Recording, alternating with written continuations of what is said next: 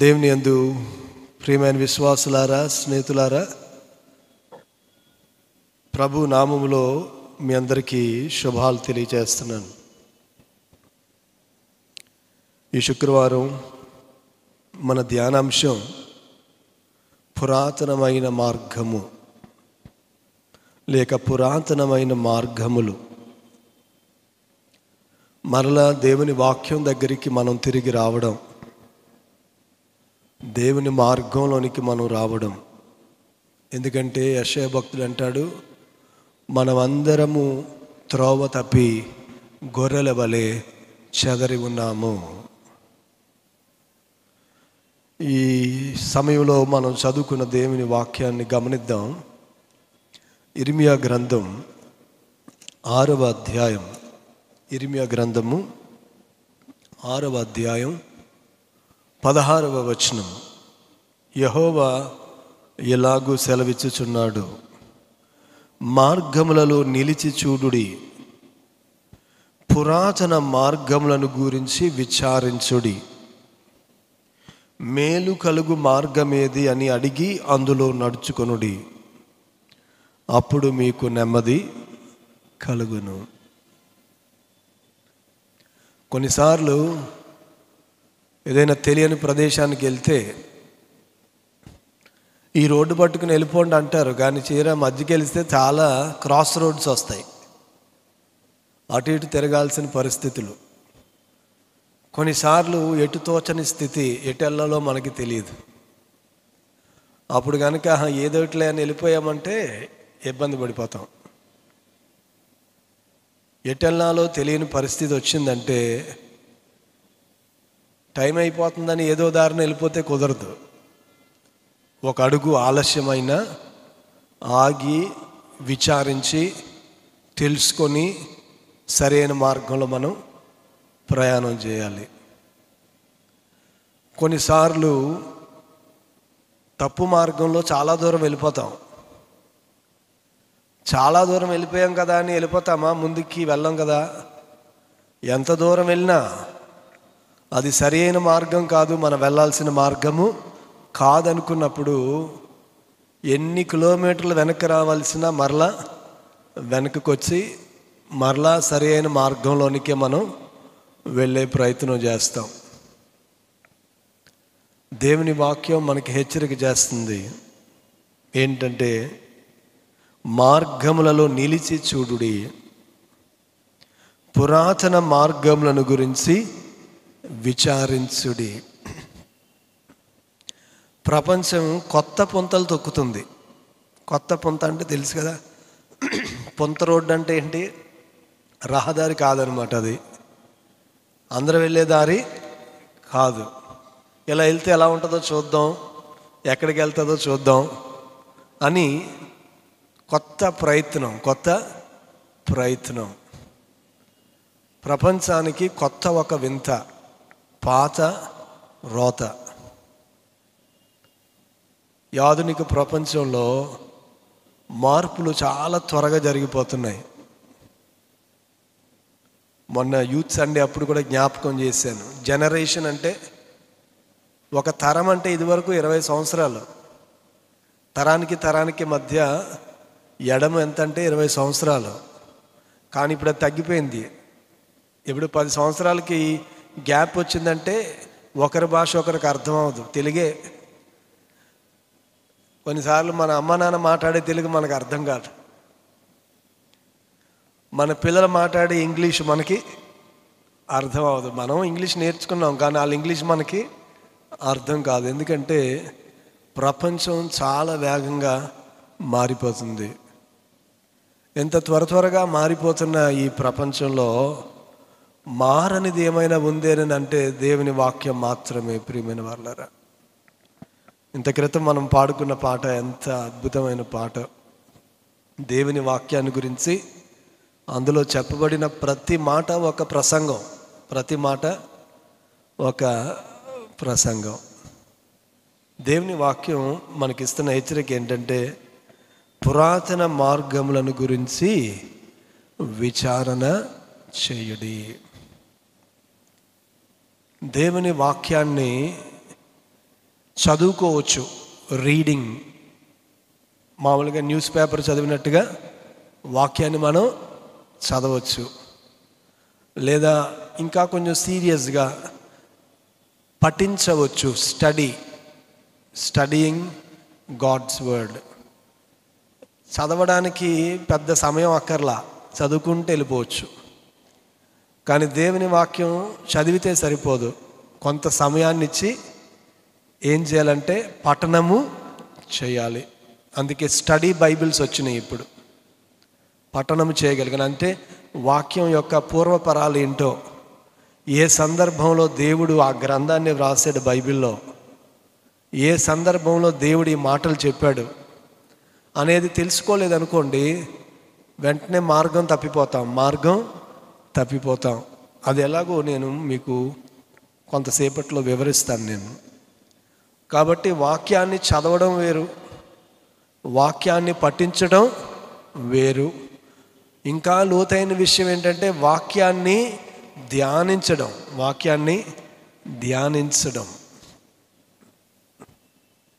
అది ఇంకా లోతైన విషయం. అంటే మన జీవితానికి అన్వయించుకొని వాక్యాన్ని చూడగలగడం, దాన్ని ధ్యానించడం. ఇప్పుడు ప్రభు అంటున్నాడు, మీరు విచారించండి, ఎంక్వైర్.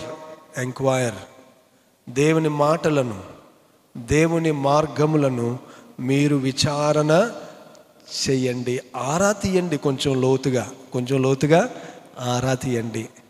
బెరియాలో ఉన్న క్రైస్తవుల గురించి ఆ మాట చెప్పబడింది కదా. బోధించేవారు వాక్యాన్ని బోధిస్తుంటే అది లేఖనాలకు అనుగుణంగా ఉందో లేదో వారు పరీక్షించి చూశారంట. ఏదో చెప్పారులే అని కాదు, నిజంగా లేఖనాలను వారు పరిశోధన చేశారు, అభ్యాసం చేశారు. ఎక్సర్సైజింగ్, దేవుని వాక్యాన్ని అభ్యాసము చేయాలి. కొందరు నోట్స్ రాసుకుంటే నాకు చాలా ముచ్చటగా ఉంటుంది. They are very serious. ఆ తర్వాత వెళ్ళి ఈ వాక్యం ఏంటనేది నేర్చుకోవాలి, చదువుకోవాలి. అర్థమైనప్పుడే వాక్యాన్ని వ్రాసుకోవడం. ప్రియమైన వారులారా, దేవుడు వాక్యాన్ని ఊరికిని సాంప్రదాయం కొరకు ఇవ్వలేదు. ఇది ఏదో చదవడానికి, ఏదో ఉదయాన్నే చదివేసి పక్కన పెట్టేయడానికి, లేకపోతే గృహప్రవేశం అప్పుడు చదవడానికి, పెళ్ళిళ్ళప్పుడు చదవడానికి, శుభకార్యం అప్పుడు చదవడానికి, గుళ్ళో కార్యక్రమంలో భాగంగా చదవడానికి దేవుడు, లేకపోతే ఈ వాక్యాన్ని పాటలుగా పాడుకోవడానికి దేవుడు వాక్యాన్ని ఇవ్వలేదు. ఇవన్నీ అవసరం, కానీ అన్నిటికంటే ముఖ్యంగా దేవుడు వాక్యాన్ని ఎందుకు ఇచ్చాడంటే ఈ వాక్యము చెప్పే మార్గములో మనం నడవాలి. అక్కడున్న మాట చూడండి, పురాతన మార్గములను గురించి విచారించుడి, మేలు కలుగు మార్గమేది అని అడిగి అందులో నడుచుకొనుడి. సరైన మార్గం ఏదో విచారిస్తే సరిపోదు, ఆరా తీస్తే సరిపోదు, నిర్ధారించుకుంటే సరిపోదు, నడవాలి. అందులో నడిస్తేనే గమ్యానికి చేరుతాం. ఏది కరెక్ట్ రూట్ అని తెలుసుకుని ఆగిపోతే సరిపోద్దా? వెళ్ళిపోం కదా అక్కడికి. ఆ మార్గంలో ఓపికగా నడవాలి.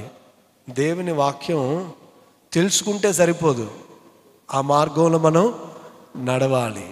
అదే ప్రభు చెప్పారు, ఈ నా మాటలు విని దాన్ని ప్రకారము చేయువాడు అని అన్నాడు. ఊరికినే విని ఊరుకుంటే కాదు, చదివి ఊరుకుంటే కాదు, పఠించి ఊరుకుంటే కాదు, ధ్యానించి ఊరుకుంటే కాదు, అభ్యసించి ఊరుకుంటే కాదు, విచారించి ఊరుకుంటే కాదు, కానీ ఆ మార్గములో మనం నడవాలని దేవుని వాక్యం మనకి. అప్పుడు మీకు నెమ్మది కలుగును. ఎప్పుడు? ఆ మార్గంలో నడుస్తున్నప్పుడే మీకు నెమ్మది కలుగుతుంది. చాలా కాలం క్రితం లెంట్ కాలంలో మార్గాన్ని గురించి, దారిని గురించి మనం నేర్చుకున్నాం కదా. దారిని గురించి, మార్గాన్ని గురించి, ప్రయాణానికి గుర్తుందా ఆ వాక్యం? ఎవరికైనా గుర్తుందా ఆ వాక్యం? మార్గము, దారి, ప్రయాణం గురించి మనం మాట్లాడుకున్నాం. దారి అంటే ఏంటేనంటే విధానం, ఇతని దారేం బాలేదు. మార్గము అని అంటే ఏంటంటే చాలా ఫిజికల్గా మాట్లాడుకోవడం అనమాట. అందుకనే దేవుని యొక్క శిలువ మార్గం సంకుచితం, ఆ దారి చాలా సంకుచితం, కానీ ఆ ప్రయాణం చాలా ఆనందకరం. ఆ ప్రయాణం చాలా ఆనందకరం.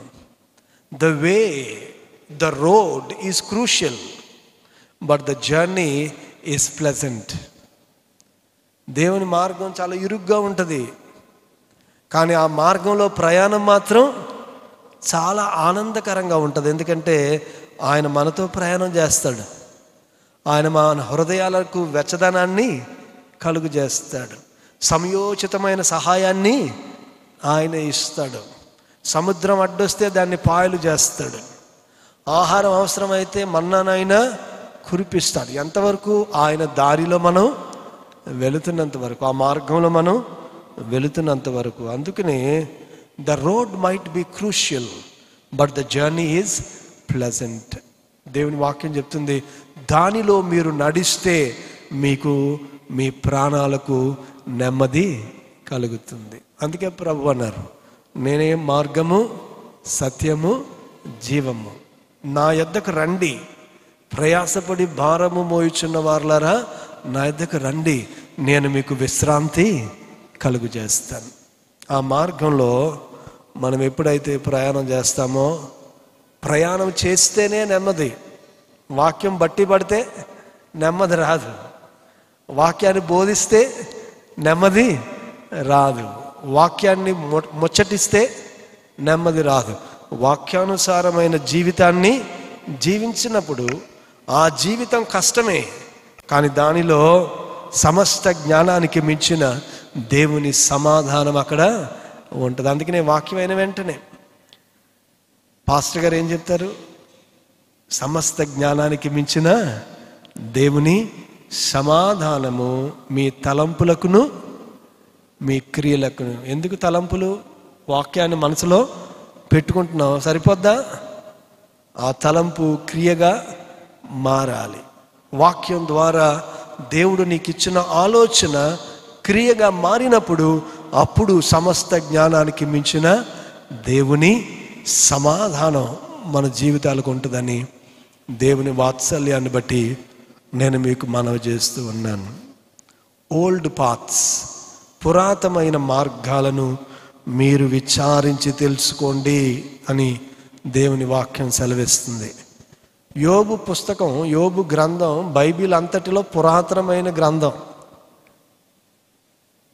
అంటే వ్రాయడం, గ్రంథస్థం చేయడంలో పండితులు చెప్పేది ఏంటంటే మాట, 5 ఖండాల కంటే కూడా పురాతనమైన పుస్తకము యోబు గ్రంథం వ్రాసేటంత వరకు.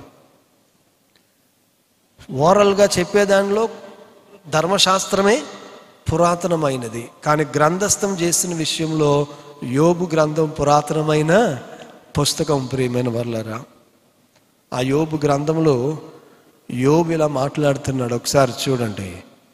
యోబు గ్రంథం 8వ అధ్యాయం, యోబు గ్రంథము 8వ అధ్యాయం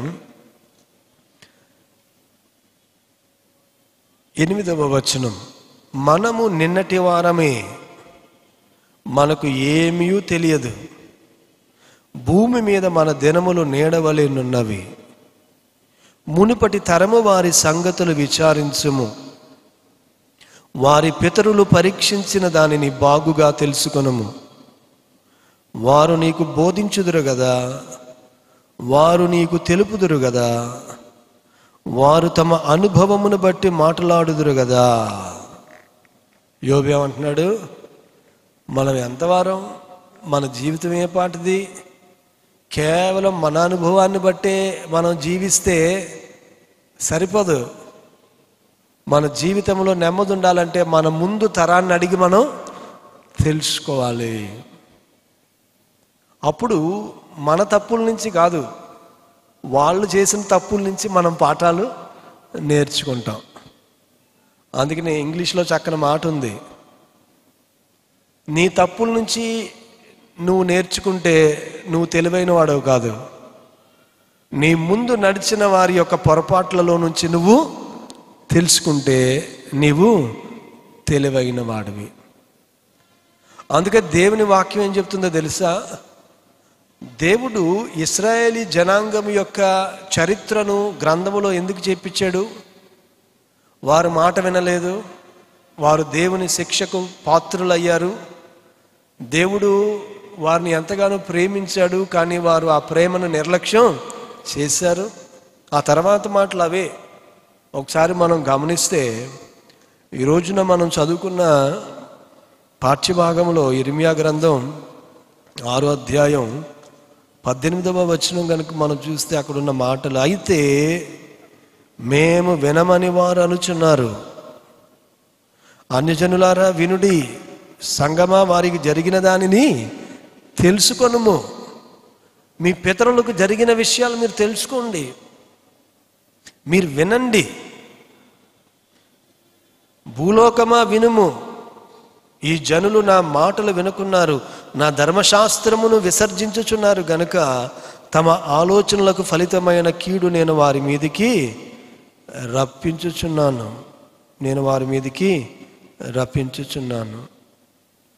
ఆ 17వ వచనంలో అంటున్నాడు, మిమ్మును కాపు కాయుటకు నేను కావలి వారిని ఉంచి ఉన్నాను, ఆలకించుడి, వారు చేయు బోరధ్వని వినబడుచున్నది. దేవుడు యాజకులను ప్రవక్తలను ఇశ్రాయేలీ జనాంగానికి కావలిగా ఉంచాడు. ఎప్పటికప్పుడు దేవుడు ఆయన హెచ్చరిక చేశాడు, కానీ వారి మాటలు వీరు వినుకున్నారు. అందుకే అంటున్నాడు, నేను వారికి ఏం చేశానో మీరు చూసి తెలుసుకోండి. ఎందుకంటే అవి మీకు పాఠాలు కావాలి, గుణపాఠాలు కావాలి. కాబట్టి మన పితరుల గురించి మనం తెలుసుకోవడం ద్వారా మన ముందు తరము ఏ రీతిగా దేవునిలో నడిచారో, లేక కొన్నిసార్లు వారు దేవునిలో నడవకపోవడం వలన వారికి కలిగిన ఇబ్బంది ఏంటో ఒకసారి మనం ఆలోచన చేస్తే మంచిది. ప్రియమైన వాళ్ళరా, వారి యొక్క పొరపాట్ల నుంచి మనం నేర్చుకుంటాం. అందుకనే పురాతనమైన మార్గములను మీరు విచారించి తెలుసుకోండి. మన ఇంట్లో పెద్దవాళ్ళు ఉన్నారనుకోండి, వాళ్ళ దగ్గర కూర్చోవాలి. మనం కూర్చుంటే ఎంత అనుభవం చెప్తారో, ఎన్ని విషయాలు చెప్తారో. ప్రియమైన వాళ్ళారా, పెద్దవారి దగ్గరికి మనం వెళ్ళి కొంత సమయాన్ని గడిపితే దేవుని వాక్యం చెప్తుంది, పురాతనమైన మార్గాలు మీరు వెతికి తెలుసుకోండి. పరిశుద్ధుడైన పౌలు చెప్తున్నాడు కొరింథీయులకు వ్రాసిన మొదటి పత్రికలో 10వ అధ్యాయంలో 1వ వచనం, సహోదరులారా, ఈ సంగతి మీకు తెలియకుండుట నాకు ఇష్టం లేదు. అదేదనగా మన పితరులందరూ మేఘము క్రింద నుండిరి, వారందరూ సముద్రములో నడిచిపోయిరి, అందరూ మోషేను బట్టి మేఘములోను సముద్రములోను బాప్తిస్మము పొందిరి, అందరూ ఆత్మ సంబంధమైన ఒకే ఆహారము భుజించిరి, అందరూ ఆత్మ సంబంధమైన ఒకే పానీయమును పానము చేసిరి, ఏలైనగా తమ్మును వెంబడించిన ఆత్మ సంబంధమైన బండలోనిది త్రాగిరి, ఆ బండ క్రీస్తే. అయితే వారిలో ఎక్కువ మంది దేవునికి ఇష్టలుగా ఉండకపోయిరి గనుక అరణ్యములో సంహరించబడిరి. ఎంత భయంకరమైన విషయం చూడండి. ఆత్మీయమైన మేలులు అందరూ అనుభవించారు, దేవుని అద్భుతాలు చూశారు, దేవుని ప్రేమను చవి చూశారు, కానీ దేవుని మార్గంలో వారు నడవలేదు, గమ్యానికి చేరలేకపోయారు. ప్రియమైన వారు, లక్షల మంది ఐగుప్తులో బయలుదేరిన వాళ్ళు ఎంతమంది వెళ్ళారండి వాగ్దాన దేశంలోకి?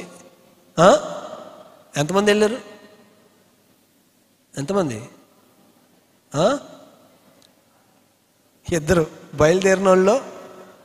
నాకు చాలా భయంగా ఉంటుంది ఆ మాట, చాలా భయంకరమైనది అది. ఆ విషయం ఆలోచిస్తేనే చాలా, దేవుని కృప వలన మనం ఇలాగున్నాం. దేవుని కృప లేకపోతే అసలు మనం ఇక్కడ ఇలాగ ఉండలేం. దేవుని వాక్యం మన హెచ్చరిక చేస్తుంది. అయితే వారిలో ఎక్కువ మంది దేవునికి ఇష్టలుగా ఉండకపోయారు గనుక అరణ్యములో సంహరించబడిరి. వారు ఆశించిన ప్రకారము మనము చెడ్డ వాటిని ఆశించకుండానట్లు ఈ సంగతులు మనకు దృష్టాంతములుగా ఉన్నవి. పురాతన మార్గాలు ఎలాగున్నాయి? మనకి దృష్టాంతములుగా ఉన్నాయి. ప్రియమైన వారులారా,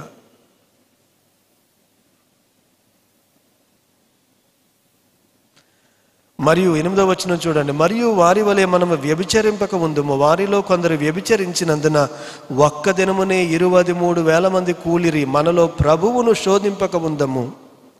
వారిలో కొందరు శోధించి సర్పముల వలన నశించిరి. మీరు సనగకుడి. వారిలో కొందరు సనిగి సంహారకుని చేత నశించిరి. ఈ సంగతులు దృష్టాంతములుగా వారికి సంభవించి యుగాంతమందున్న మనకు బుద్ధి కలుగుటకై వ్రాయబడెను. ఎందుకు మనం పురాతనమైన మార్గాలను వెదకి విచారణ చేయాలి అని అంటే, యుగాంతమందు ఉన్న మన కొరకు అవి వ్రాయబడ్డాయి. అంత బుద్ధి కలుగుటకై వ్రాయబడును. తప్పిపోయిన కుమారుడికి బుద్ధి వచ్చింది కాబట్టి మరలా తండ్రి దగ్గరికి తిరిగి వచ్చాడు. మార్గము విడిచి చాలా దూరం వెళ్ళిపోయాడు. బుద్ధి వచ్చినప్పుడు కుమారుడు తిరిగి వచ్చాడు. కాబట్టి ఈ పురాతనమైన మార్గాలను మనం గమనించి దేవుని దగ్గరికి తిరిగి రావాలి. కాబట్టి ఓల్డ్ ప్యాథ్స్ చాలా చాలా ప్రాముఖ్యం. పురాతనమైన మార్గాలు చాలా ప్రాముఖ్యం. రెండవది ఓల్డ్ డేస్, పూర్వ దినాలు. ఏంటవి? 3 విషయాలు చెప్తాను నేను మీకు ఈ రాత్రిపూట. ఒకటి పురాతన మార్గాలు, రెండవది ఓల్డ్ డేస్, పూర్వ దినం. మనం అంటాం కదా, old is gold, old is gold. అబ్బా, రోజుల్లో ఏముండేదండి. మేము చదువుకున్నప్పుడు పాస్టర్ గారు మిషనరీలు ఉన్నప్పుడు ఎలాగుండేదండి హాస్పిటల్ అని మన పూర్వీకులు చెప్తూ ఉంటారు. ఓల్డ్ డేస్ గురించి మాట్లాడుతూ ఉంటారు. ఆ పురాతన దినాల గురించి ఏంటో మనం ఆలోచన చేద్దాం. ద్వితీయోపదేశకాండం 32వ అధ్యాయం. ద్వితీయోపదేశకాండం 32వ అధ్యాయం చూడండి ఒకసారి. ద్వితీయోపదేశకాండము 32వ అధ్యాయం 7వ వచనం.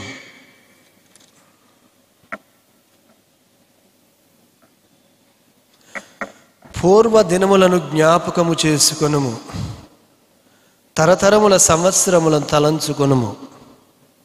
నీ తండ్రిని అడుగుము, అతడు నీకు తెలుపును. నీ పెద్దలను అడుగుము, వారు నీతో చెప్పుదురు.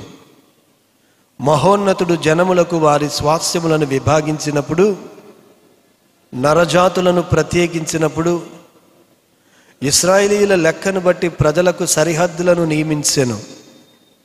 యెహోవా వంతు ఆయన జనమే, ఆయన స్వాస్థ్య భాగము యాకోబే. అరణ్య ప్రదేశములోను భేకర ధ్వనిగల పాడైన ఎడారిలోను వాని కనుగొని ఆవరించి పరామర్శించి తన కనుపాపను వలె వాని కాపాడెను. పక్షిరాజు తన గూడు రేపి తన పిల్లలపైన అల్లాడుచు రెక్కలు చాపుకొని వాటిని పట్టుకొని తన రెక్కల మీద వాటిని మోయునట్లు యెహోవా వానిని నడిపించెను. కాబట్టి ముందు ఓల్డ్ పాత్స్, పురాతన మార్గాలు. రెండవది ఓల్డ్ డేస్, పూర్వ దినములు. ప్రభు మనల్ని ఎలాగ నడిపించాడో, ప్రభు మనల్ని ఎలాగ పోషించాడో, ప్రభు మనల్ని మన పితరుల్ని ఎలాగ సరిచేశాడో. పక్షిరాజు తన గూడును రేపి తన పిల్లలపైని అల్లాడుచు. పిల్లలు చిన్నగా ఉన్నప్పుడు మెత్తగా పెడుతుందట పక్షి. అంతా కూడా ఎక్కడెక్కడున్న మెత్తని చెత్త అంతా తీసుకొచ్చి పెడుతుందట పక్షి. ఇంకా కొంచెం పెద్ద అవుతున్నాయి అనుకోండి, చిన్న చిన్న రెక్కలు వచ్చినాయి అనుకోండి, అప్పుడు ఏం చేస్తుందంటే ఈ మెత్తగా ఉన్నదంతా తీసేసి కొంచెం గట్టిగా ఉండే ముళ్ళు అవి ఏరుకొచ్చి పెడుతుందంట. ఆ యొక్క గూళ్ళో ఏం చేస్తుంది? ఆ ముళ్ళు పెట్టలేదనుకోండి ఇంకా ఎగరో, ఎంతసేపు ఆ గూళ్ళోనే ఉండే ప్రయత్నం చేస్తాయి. దేవుడు కూడా అలాగే చేశాడట ఇశ్రాయేలీ జనాంగాన్ని గురించి. వారు పసితనం విశ్వాసములో బలహీనంగా ఉన్నప్పుడు దేవుడు ఆ గూటిని అంతా కూడా ఎక్కడ చక్కగా హాయిగా అమిరేటట్టు పెట్టాడంట దేవుడు. వారి తరపున యుద్ధాలు చేశాడు దేవుడు. నీళ్లు కావాలంటే బండ నుంచి నీళ్ళు ఇచ్చేశాడు, ఆహారం కావాలంటే దేవదూతల ఆహారాన్ని ఇచ్చేశాడు. కానీ యెహోషువ గ్రంథం దగ్గరికి వచ్చేసరికి అంతా మారిపోద్ది. దేవుడు అంటాడు, ఇక నేను రాను మీతో, మీరే యుద్ధం చేయండి. నేను మీకు వాగ్దానాన్ని ఇచ్చేశాను. ఎప్పటి వరకు నేను పక్షి తన పిల్లలను రెక్కల మీద మోసేటట్టుగా నేను మిమ్మల్ని మోసుకొచ్చాను. అయితే ఇప్పుడు వాగ్దానాన్ని ఇచ్చాను, వాగ్దానాన్ని చేతబట్టుకుని యుద్ధము చేయాల్సిన బాధ్యత మీదే అన్నాడు దేవుడు. ఈ క్రైస్తవ జీవితంలో ఈ మార్పు మనం గమనించాలి. చాలాసార్లు మనం ఏం చేస్తామంటే పురాతన మార్గాలను పరిశీలన చేయాలి. ఎంతసేపు పాత రోజుల్ని రొమాంటిసైజ్ చేస్తూ కూర్చోకూడదు. ఆ రోజుల్లోనండి అబ్బా ఎంత సరే, ఆ రోజులు అలాగ ఉన్నాయి, నువ్వు ఇప్పుడు ఏం చేయాలో ఆలోచించు. దేవుడు నీ ద్వారా ఏం చేయాలనుకుంటున్నాడో ఆలోచించు. అది ఎప్పుడైతే అలాగ ఆలోచించమో పాత పద్ధతులను ఉపయోగిస్తాం, దేవుడు కోపం వస్తుంది. ముందు దేవుడు మోషేతో అన్నాడు బండను కొట్టు అన్నాడు. ఆ తర్వాత ఆయన అన్నాడు బండతో మాట్లాడన్నాడు. కానీ ఈయన ఏం చేస్తున్నాడు? కొట్టేస్తున్నాడు వెళ్ళి. దేవునికి చాలా కోపం వచ్చింది. ప్రియమైన వారులారా, పురాతన మార్గాలను పరిశీలించాలి. పూర్వ దినములను మనం జ్ఞాపకములో ఉంచుకోవాలి. కానీ ఇప్పుడు మూడో దానికి వచ్చేస్తున్నాను, చాలా ప్రాముఖ్యం. ఓల్డ్ థింగ్స్, పూర్వ సంగతులను వదిలిపెట్టాలి. హల్లెలూయా. ఈ సంగతి మార్పు కన్ఫ్యూజ్ అవ్వకూడదు ఒక దాంట్లో ఒకటి. పురాతనమైన మార్గాలు, పూర్వ దినాలు. మూడోది ఏంటంటే పూర్వ సంగతులు. ఏంటది? పూర్వ సంగతులు. ఈ విషయాన్ని మీకు తెలియజేసి వాక్య ధ్యానాన్ని ముగిస్తాను. యెషయా గ్రంథము 43వ అధ్యాయం. యెషయా గ్రంథం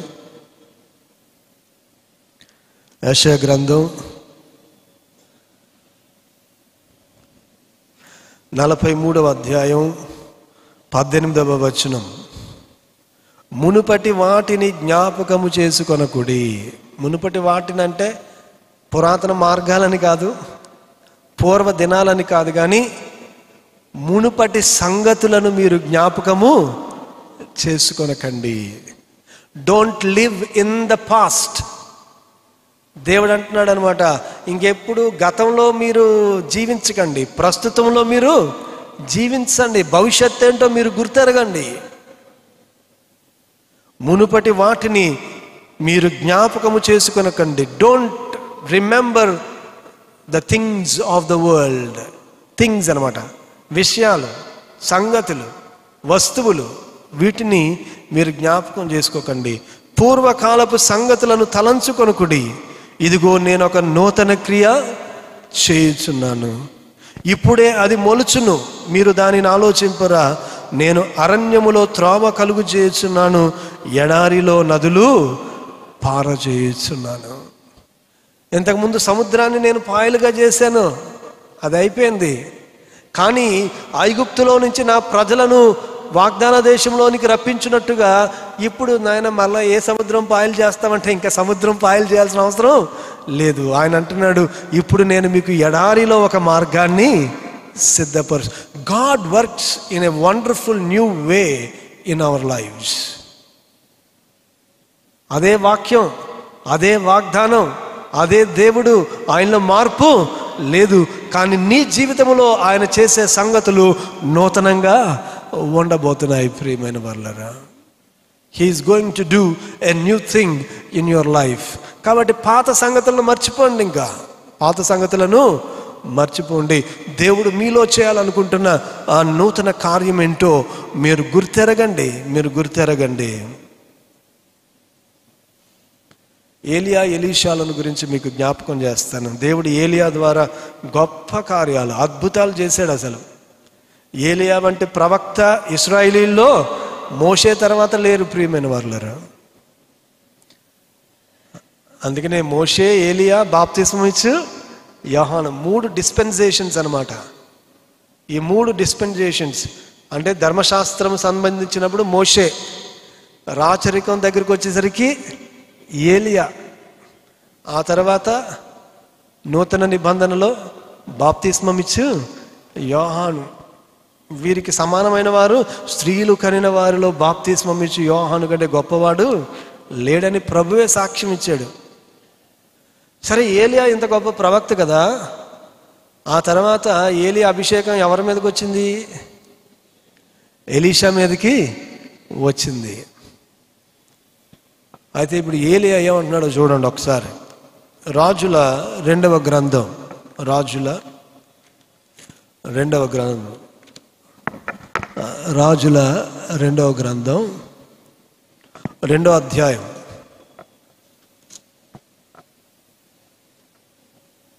14వ వచనం. ఒంటి మీద నుండి క్రింద పడిన ఆ దుప్పటిని పట్టుకొని నీటి మీద కొట్టి, ఏలియా యొక్క దేవుడైన యెహోవా ఎక్కడ ఉన్నాడనెను. అతడు ఆ దుప్పటితో నీటిని కొట్టగా అది ఇటు అటు విడిపోయినందున ఎలీషా అవతలి ఒడ్డునకు నడిచిపోయాను. ఏలియా అభిషేకం ఎలీషా మీదకి వచ్చింది. అప్పుడు ఏలియా దేవుడిని ఎలీషా ఎలాగ చూడాలి? ఏలియా దేవుడు ఎక్కడున్నాడు అనాలా, నా దేవుడు ఎక్కడున్నాడు అనాలా? ఏమండి, ఏమనాలి? ఏలియా దేవుడు ఎక్కడున్నాడు అనాలా, నా దేవుడు ఎక్కడున్నాడు అనాలా? ఏమనాలి? ఏలియా దేవుడు అనాలా? ప్రాబ్లం ఏంటంటే, దేవుడుని మనం తల్లిదండ్రుల ద్వారా, మనం పితరుల ద్వారా తెలుసుకుంటాం కదా. We are struck with that. అసలు దేవుడిని గనక మనం పూర్వ జన్మతో గనక మనం ఆలోచన చేయాల్సి ఉంటే అబ్రహాము దేవ, యాకోబు దేవ, ఇస్సాకు దేవ, అదే గుర్తుపెట్టుకోవాలి ఫార్ములా. కానీ ఈయనేమంటున్నాడంటే అది అనట్లేదు. అబ్రహాము దేవ, యాకోబు దేవ, ఇస్సాకు దేవ అనట్లేదు. పోని నా దేవా అని కూడా అనట్లా. ఏమంటున్నాడు? ఏలియా దేవుడు అయినా ఎక్కడున్నాడు? ఎందుకంటే ఈయనకి ఎక్కువ అద్భుతాలు వంటబట్టేసినాయి, కానీ వాగ్దానం చాలా జాగ్రత్తగా వినాలి ఈ మాట.